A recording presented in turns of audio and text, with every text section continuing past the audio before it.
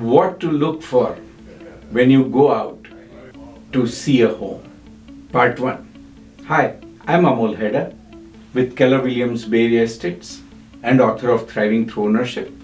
Today I'm going to discuss the part 1 of what to go see when you're looking for a home. And today I'm going to focus on aesthetics, which every home buyer understands, and they have their own preferences, choices, matches, and very strong desires and opinions about this. So, when you go out to look for a home, the first thing that we notice is we come in our car, stop in front of the house, and lo and behold, what do you see?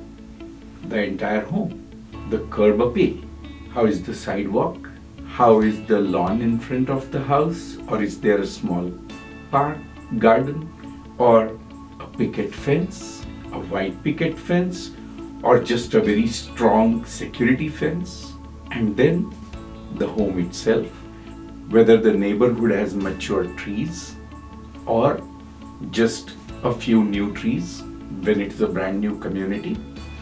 And when you look at the home, you see whether the home fills your complete view or it's just a tiny little vestibule going straight with a very small width. There are all of this, that, and there is a range of these. The ones that are wide, they fill your view, and so it makes you feel like a lot of home. Whereas the ones that are just very tiny, they make you feel like, oh, that's all. Sometimes it's just a garage and the entrance goes from the side. So the only view in front of the house is the garage. Of course, it's your preference, your choice, and ultimately what you get in the market for your budget and your other constraints, right? But that's one thing. Then you should look at the roof. Tiled roof, black roof, red roof, old roof, young roof. When I'm showing properties to my client, I say, guys, the roof is like your hair. If you're bald, you will notice. If you're not, then how new is the roof? Well, my roof is pretty gray, if you notice, right? So that's one other. And then the age of the home and the color scheme that they use will form another level of impression on you. So these are the factors that go into the aesthetics when you look at the front. Now as you go walk in and enter the door, then you start sizing the home. How deep is it going? How wide is the living room? Where are the placements of the rooms? Like the living room, the kitchen, the formal dining, the family, and then the bedrooms on one side. Mostly be the typical layout. Sometimes you go and just enter the kitchen, and I have seen some of my clients completely upset when there is a kitchen at the entrance. Now again, if you cannot keep your kitchen clean, absolutely it must be behind a wall. But if that's your only area to gather with the family in the evening for those 3 or 4 precious hours that you and your kids and your parents, whoever is living with you, can get together, I think that's the best place to be together. And then putting walls in that small area will probably not cut it. So yes, it's extremely difficult to be always prepared for having a kitchen or a welcoming kitchen where you don't see it all spread out, or utensils or cooking continuously going on there. So that's just a preference, a lifestyle.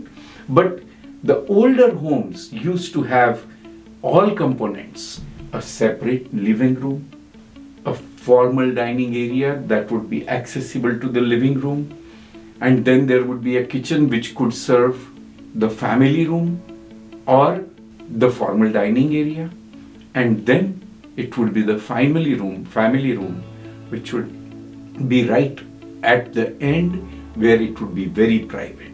And secondly, when the family room is set that back, it gives the family an access to the backyard.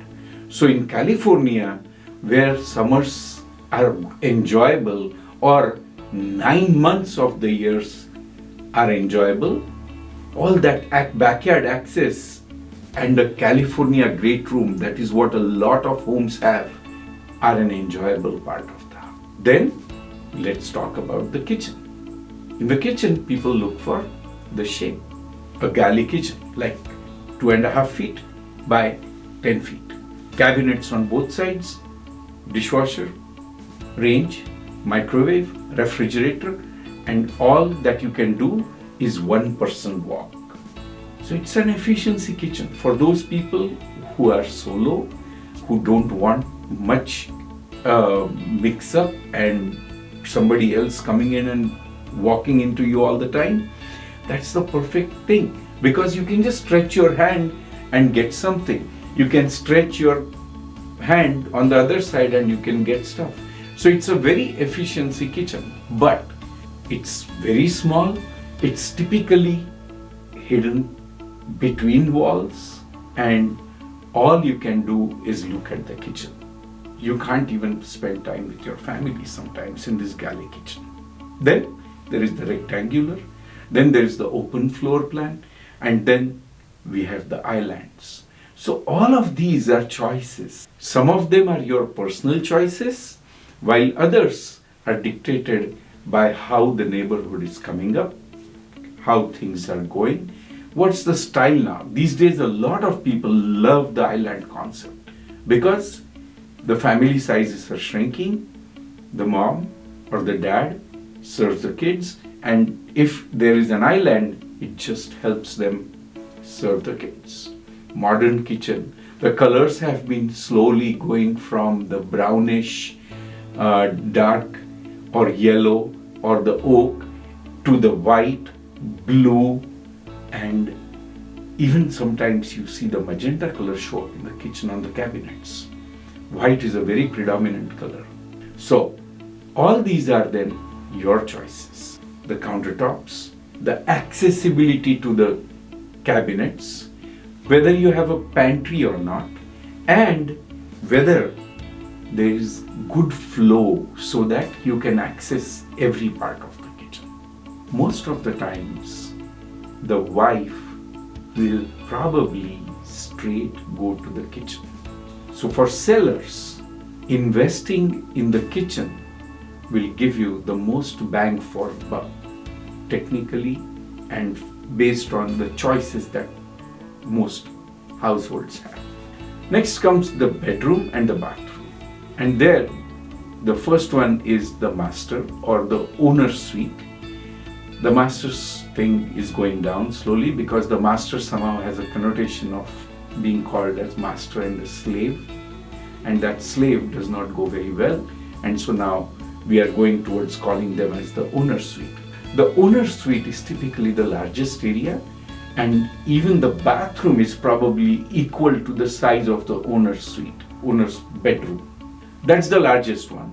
The bathroom will typically have, in the old days, the owner's suite would just have a stall shower, a small storage, toilet, and just that's it, vanity and sink. But as we are going forward, we are seeing that this area is becoming the largest.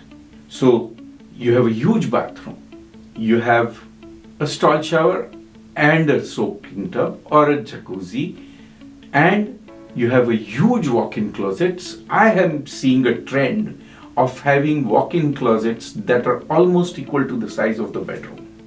And of course, the vanity and such. So here, depending on how much time you spend in your bedroom and out of the bedroom, or with the family or by yourself, is where your focus goes. I have seen a lot of my clients that just love having a tub and they will not live without a tub. So it's a question of personal choice again. And people sometimes upgrade bathrooms, spending $100,000 just on the bathrooms. Next, we go to the backyard. So as you rise up in the hierarchy, the first one is when you buy a first-time home, you typically end up buying a townhouse or condominium, in fact. You want no or as little maintenance as possible. Your roof is taken care of, your water bill is paid by the HOA. You have as many amenities as possible in the community so that you don't have to go outside the community. Then you start craving for that independence. So then you go look for a townhouse or a single family home where you don't have interference or noise from your neighbors all the time.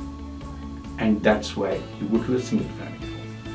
When you go to a townhouse or a single family home is when the first time typically you get a backyard. Why I'm saying that is some condominiums also do have the backyard, whereas a townhouse will typically not have any neighbor above. And if you are even 2 or 3 level in a townhouse, you will at least have some backyard in the older homes. New townhouses, new single family homes are fitted tight. So like 1800 square feet lot size and 2800 square feet home. How does that work? So 1800 square feet lot size, you have a street that comes in front, that takes some space. There's very little space on the 2 sides, and that's how it is 1800. And then there's a 400 square feet garage, 2800 square feet home. So 3200, how do they fit it? 4 levels, 800 square feet per level, that's 3200. Or for 2400 square feet, you have 700 square feet each on the upper levels and some small living and kitchen behind the garage on the ground level. So there are all these combinations. So as you are buying younger properties, you're seeing the land fade away. Don't you know the saying, get as much land as possible? They don't make it anymore. So the older homes give you a lot of land. The newer homes fit as many homes and as many square feet in as little land as possible. Because we pay for dollar per square feet on the square feet, not on the land that you get. You just pay a premium on the land here. Lastly, views. Oh, actually, before I go to views, let's focus on land. So you want to have a pool or a gazebo or trellis or whatever in the back, whether you love fruit trees or you don't love fruit trees, whether you want a pool or entertaining for parties or a kitchen. So all these are the choices. And once you get a single family home with a larger backyard is when these choices even become available. Lastly, if you are the one that wants to live up the hills, you start getting views and privacy and sloping lots. So if that's your choice, that's the next level. So views is one other thing, but you don't get views unless you go up. Once I was showing a client homes and I literally ran up all the hills around here in the Bay Area. Up Almaden, up Bowman in Saratoga, up towards Fremont Mission, and he would just not like anything on the ground. But when we opened the disclosures, we would see that there would be a landslide zone, high fire hazard zone, earthquake fault zone, and so the moment they would see these issues, they would melt down, and finally I helped them buy on the ground. But there are others who just crave and die for views, and I have helped people buy those properties on top. But then they are not scared of all these natural hazards, so to say. So all these things should figure out in what you want to see in the property.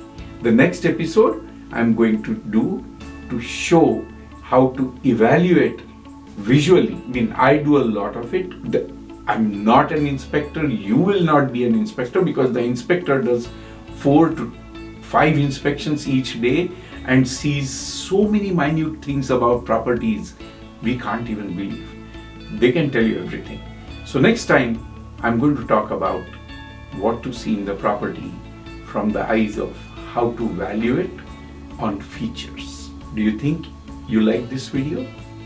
I know it's been a long one, but if I'm going into a deep subject, I don't think I can finish it short. If you like this and you think this will be helpful for your friends and family, please share it and subscribe to this channel so that you get notified when I post my next one. Thank you. Bye.